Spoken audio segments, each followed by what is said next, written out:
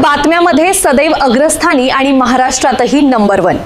आपण पाहत आहात महाराष्ट्र न्यूज 1। आशा वर्कर्स कडून उपोषणाबाबत पंचायत समिती प्रशासन व पोलिसांना निवेदन।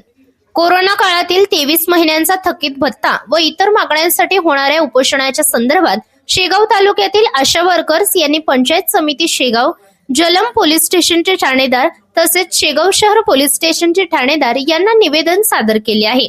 निवेदनात उपोषणाची पूर्वसूचना देत आपल्या मागण्या तातडीने मान्य करण्याची मागणी करण्यात आली असून मागण्या पूर्ण न झाल्यास आंदोलन व उपोषण करण्यात येणार असल्याचा इशारा देण्यात आला आहे। महाराष्ट्र न्यूज 1 साठी मुख्य संपादक इस्माईल शेख, उपसंपादक रंजना राठोड, व्हिडिओ जर्नलिस्ट विवेक शेगावकर, शेगाव, बुलढाणा। माझं नाव शीला राजेंद्र ठाकरे, मी जलम PSC मधून आलेली आहे। आम्हाला कोविड काळातले भत्ता मिळालेला नाही, त्यामुळे आम्ही असं ठरवलेलं आहे आता की 8 तारखेला आंदोलन करायचं आहे पंचायत समिती समोर।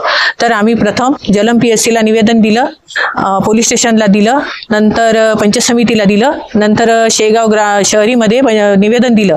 आणि असं म्हणणं आहे आमचं की कोविड काळात आम्हाला फक्त 1,000 रुपयाचा भत्ता मिळाला, अवंतर 23,000 रुपये मंथली 1,000 रुपये आहे ते, पण 23,000 आमची बाकी आहे। तर आम्ही ग्रामसेवक सरांकडे गेलो होतो काल, तर ते बोलले की आम्हाला कोणत्या हेडमधून पैसे द्यायचे हे आम्हाला असं लेटर पाहिजे।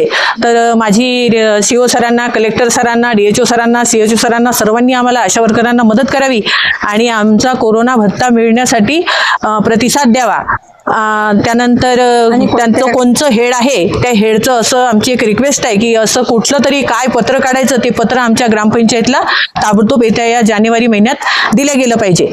मी संगीता रामकृष्ण वानखडे, जलम PSC आशा वर्कर। आम्ही सर्व जलम PSC मधून आलेलो आहोत। आम्हाला 1,000 रुपये महिन्याप्रमाणे शासनानं कबूल केलं होतं की तुम्हाला कोरोना भत्ता देऊ। आम्हाला 1 महिन्याचा कोरोना भत्ता दिला, 23 महिन्याचा बाकी आहे। आम्ही ग्रामपंचायत मध्ये गेलो असता आम्हाला ग्राम विस्तार अधिकारी आणि सरपंच या सर्वांनी सांगितलं की बा तुम्हाला तसं CO साहेबाकडून लेटर पाहिजे की कोणत्या हेड मधून पैसे द्यायचे। जे 1,000 रुपये आधी दिले ते कोणत्या हेड मधून दिले ते त्यांनाच माहित आहे। आता राहिलेले आमचे 23,000 रुपये प्रत्येकीचे ते त्यांनी आम्हाला या जानेवारी महिन्यात अदा करण्यात यावे असे आमची विनंती। आंदोलन कुठे असणार आहे आणि काय दिशा असणार आहे? आमचं आंदोलन पंचायत समितीमध्ये आम्ही ठेवणार आहे।